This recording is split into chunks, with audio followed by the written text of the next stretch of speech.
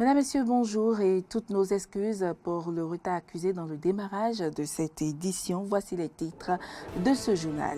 Célébration ce lundi 13 septembre de la Journée africaine de la technologie et de la propriété intellectuelle. Vous suivrez dans ce cadre le message de la ministre de l'Industrie et du Commerce. En Guinée-Conakry, la junte au pouvoir annonce l'ouverture demain de négociations avec l'ensemble des partis politiques. Et puis en Allemagne, les 3 candidats à la chancellerie ont joué hier soir le dernier acte lors d'un débat télévisé.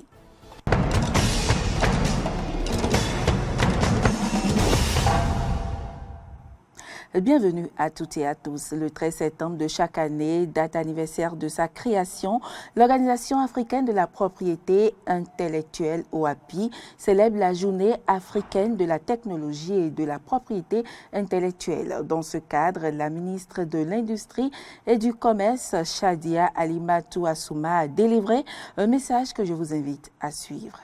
À l'instar de la communauté africaine, notre pays, membre de l'Organisation africaine de la propriété intellectuelle OAPI, célèbre cette journée pour sensibiliser les inventeurs, les chercheurs, les acteurs de la créativité, les opérateurs économiques et les investisseurs potentiels sur le rôle que joue la propriété intellectuelle et l'innovation dans le développement technologique et celui des entreprises et par conséquent dans le développement socio-économique. Le thème de la célébration de la 22e journée africaine de la technologie et de la propriété intellectuelle est « Propriété intellectuelle, innovation et développement des entreprises en Afrique ». Mesdames et messieurs, le choix de ce thème s'explique par notre ferme volonté d'utiliser la propriété intellectuelle comme un moteur de croissance à travers la création et le développement d'entreprises innovantes. En effet, de nombreuses études ont démontré que les plus grandes entreprises dans le monde sont celles qui ont fait de l'utilisation stratégique de la propriété intellectuelle et celle de l'innovation la pierre angulaire de leur développement et de leur compétitivité. Le gouvernement, dans sa politique visant au développement socio-économique de notre pays, a fait de la création et du développement des entreprises un maillon essentiel dans la création des richesses et des emplois.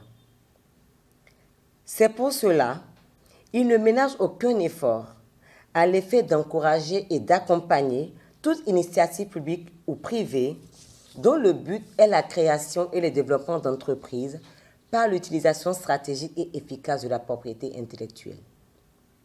Mesdames et messieurs, c'est dans cette perspective que l'OAPI, dans le cadre de sa mission d'accompagnement des États membres dans leur développement technologique et économique, va mettre en place des plateformes innovateurs entreprises en vue de permettre aux PME et PMI de ces États membres de disposer des innovations nécessaires à leur développement, leur compétitivité et leur croissance. J'encourage donc les inventeurs, les innovateurs, les centres de recherche, les universités et tout autre acteur de la créativité de notre pays, les opérateurs économiques, les responsables des PME-PMI à participer activement à la mise en place de cette plateforme afin de donner une impulsion et développement d'entreprises dans notre pays. L'après-rentrée scolaire a démarré ce lundi sur toute l'étendue du territoire national. Enseignants et apprenants reprennent le chemin de l'école afin de préparer la rentrée scolaire prévue pour le 20 septembre. Et parlant justement de la rentrée scolaire, l'association sportive Santé Sport de Rome a célébré ce dimanche la 3e édition de la journée de l'excellence.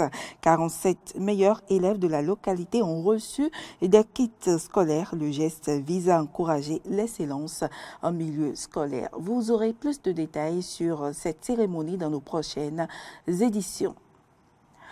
Des défiances s'observent de plus en plus sur les réseaux sociaux. Au nombre de celles-ci se trouvent les sextapes. Cette dernière consiste à filmer ses rapports intimes et à les publier sciemment ou non sur les réseaux sociaux.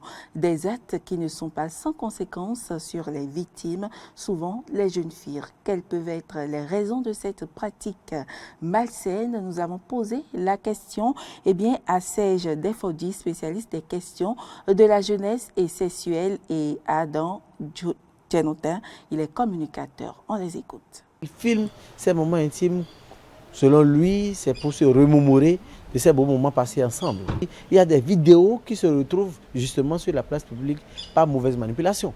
Mais il y en a qui publient sciemment dans l'intention de nuire à un individu X. C'est le résultat d'une société aujourd'hui où la quête, la ruée vers l'argent a tout fait de supprimer certaines valeurs qui étaient la base sur laquelle reposaient les sociétés. En l'occurrence, l'éducation, en l'occurrence, la valeur du patrimoine que vous portez, en l'occurrence, des valeurs éthiques et morales qui aujourd'hui de plus en plus disparaissent. Lorsque tu es une jeune fille, surtout les filles, il y a aussi les garçons, et tu te retrouves dans des vidéos pareilles, tu es désacralisé.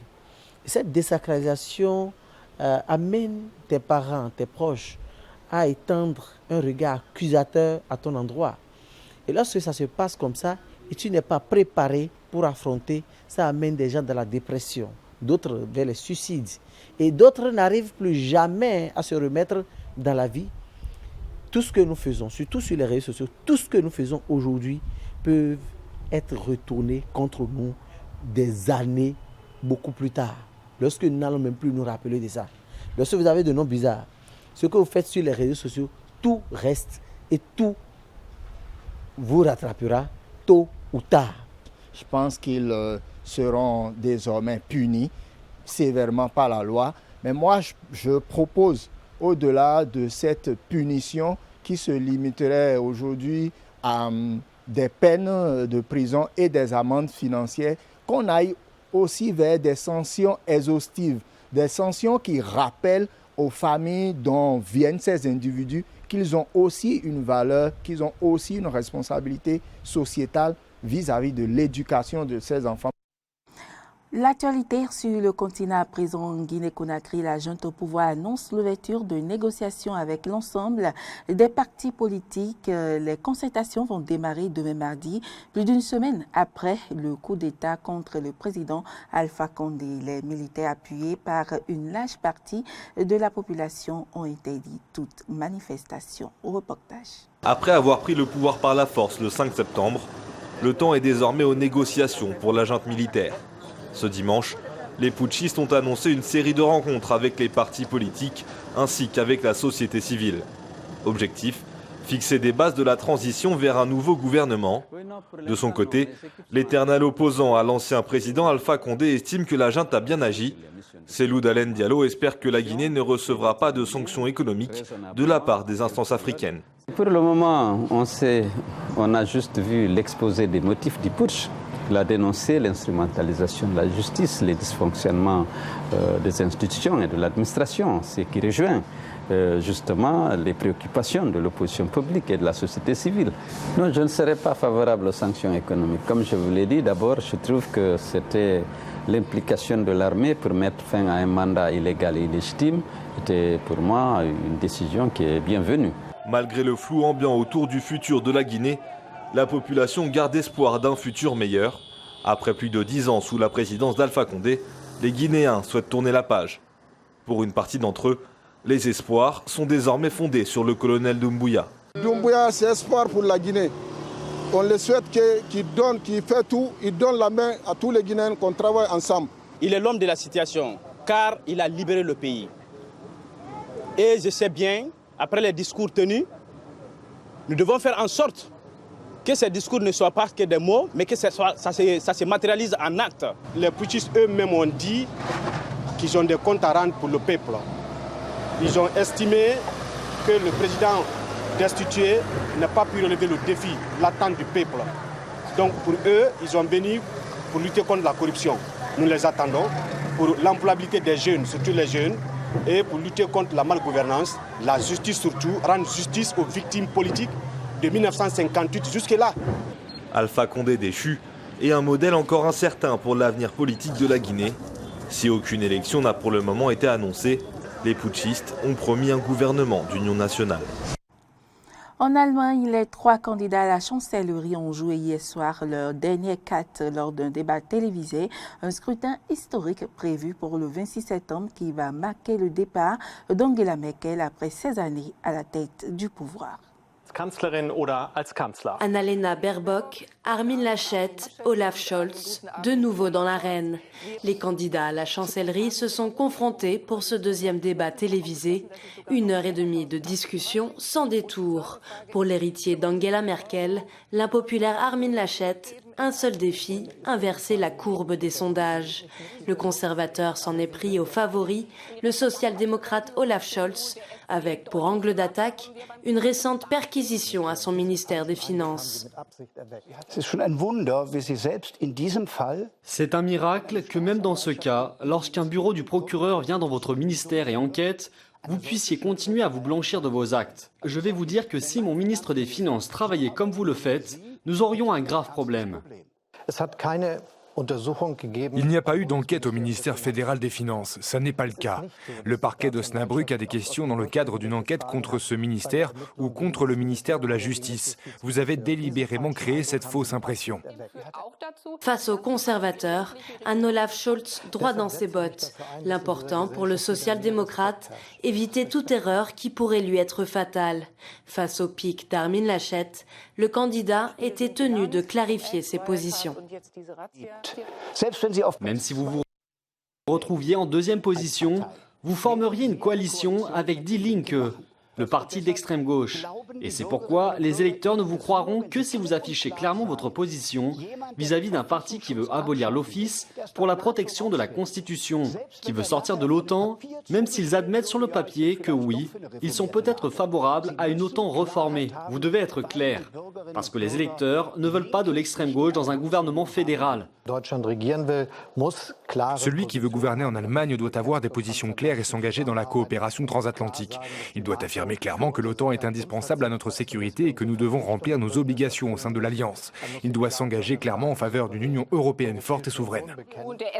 De son côté, la candidate des Verts, qui peine à relancer sa campagne, est restée en retrait de la passe d'armes, préférant se positionner pour une éventuelle future coalition. Je me bats avec passion pour un vrai changement. Le choix qui se profile maintenant, dans un peu moins de 2 semaines, est le suivant. Continuons-nous avec la grande coalition ou créons-nous un véritable changement? Et cela n'est possible qu'avec des Verts forts. Cela ne peut se faire qu'avec les Verts, dans un rôle de premier plan. Les sondages prédisent à la CDU-CSU une débâcle historique. 20% d'intention de vote, du jamais vu depuis la naissance de la République fédérale en 1949. Et le débat de ce dimanche soir ne semble pas avoir changé la donne. Un sondage qui a suivi donne l'avantage à Olaf Scholz, jugé plus convaincant que ses opposants. Les 3 candidats à la chancellerie se retrouveront avec les chefs de file des autres partis pour un dernier débat le 23 septembre, 3 jours avant le scrutin. Un vote dont l'issue semble déjà connue alors qu'une partie des électeurs a déjà voté par correspondance. Au Brésil, des centaines de personnes ont défilé à travers le pays ce dimanche contre Jair Bolsonaro, des rassemblements à l'appel de mouvements de droite qui avaient poussé en 2016 à la destitution de la présidente de gauche Dilma Rousseff, des manifestations qui interviennent quelques jours après des mobilisations massives de soutien aux dirigeants brésiliens. Une arrivée par hélicoptère devant des milliers de partisans à Brasilia.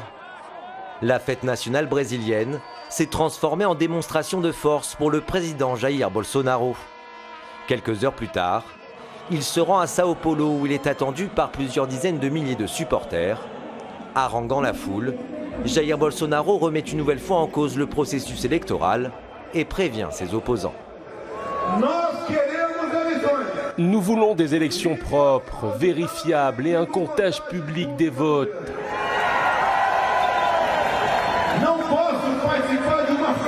Je ne peux pas participer à une farce comme celle-ci, parrainée par le président de la Haute Cour électorale.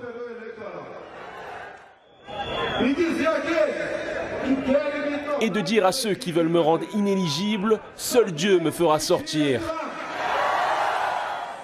Un moyen pour le président brésilien de mettre la pression sur la Cour suprême, alors qu'il est visé par une procédure pour diffusion de fausses informations sur le système de vote électronique et pouvant le rendre inéligible. Jair Bolsonaro est notre président. Il a été élu par le peuple et la majorité de la population. Nous sommes ici pour le soutenir contre la Cour suprême où se trouvent les corrompus et les voleurs. Une façon aussi de se rassurer alors que sa cote de popularité est au plus bas. En mai dernier, un sondage le donne même largement perdant face à l'ex-président Luiz Inácio Lula da Silva pour l'élection d'octobre 2022. L'opposition, plus faiblement mobilisée, a elle aussi manifesté, réclamant le départ de Jair Bolsonaro, accusé de menacer la démocratie, d'avoir mal géré la crise du Covid ainsi que l'économie. Le taux de chômage atteint même des records avec 14,7% de personnes sans emploi dans le pays. Cet acte, appelé le cri des exclus, a lieu chaque année. Et cette année, il a plus de puissance. Cela montre l'indignation du peuple avec le gouvernement Bolsonaro, avec la hausse des prix, avec le chômage, avec la hausse de l'essence, avec tout ce que le gouvernement Bolsonaro a apporté de mauvais. C'est un gouvernement fasciste, un gouvernement qui a déjà été vaincu politiquement et qui veut gagner les élections de l'année prochaine par la force. Alors maintenant, les mouvements sociaux sont descendus dans la rue pour dire non, ça suffit. Aucun débordement n'a été signalé, et ce, malgré des alertes autour du congrès de la Cour suprême et la crainte d'un événement similaire à l'invasion du Capitole des États-Unis en janvier dernier, par des partisans du président de l'époque, Donald Trump, un modèle pour Jair Bolsonaro. Et puis l'Afghanistan a besoin de 600 millions de dollars d'urgence pour ses opérations humanitaires. Un appel aux donateurs a été lancé mardi dernier par l'Organisation des Nations Unies. Une conférence va se tenir ce lundi à Genève pour accueillir les promesses d'aide de dons. Le pays est confronté à l'effondrement de ses services de base à cause notamment du gel des aides financières internationales. À l'aide du milieu sanitaire afghan. Depuis la prise de pouvoir du pays par les talibans, la communauté internationale a interrompu le financement du projet Sehat Mandi. Mis en place en 2018, ce programme avait pour ambition d'accroître l'utilisation et la qualité des services de santé, de nutrition et de planification familiale en Afghanistan. La communauté internationale ne devrait pas politiser le secteur de la santé. Ils ne devraient pas interrompre leur aide au secteur de la santé. Des millions de citoyens afghans seront privés de soins de santé. Nous allons perdre beaucoup de femmes, ce qui est inquiétant pour tout le monde. Une aide internationale cruciale pour le secteur sanitaire afghan. Grâce au projet Sehat Mandi, plus de 20 000 agents de santé avaient les moyens d'exercer dans le pays. Un gel des financements qui pourrait ainsi entraîner la fermeture de plus de 2000 centres médicaux, soit 90% des établissements selon l'Organisation mondiale de la santé. C'est un pays qui a cruellement besoin d'assistance humanitaire, d'aide pour stabiliser les infrastructures et les services de base. Il a besoin de soutien international, il a besoin d'engagement. Plus nous souhaitons influencer de manière positive ce que le nouveau gouvernement afghan décide, plus nous aurons besoin d'engagement.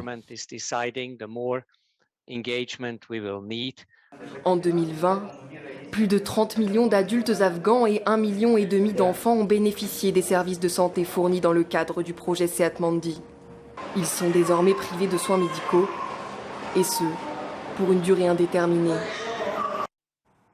Et ce sera tout pour cette édition. Merci pour l'attention. À demain.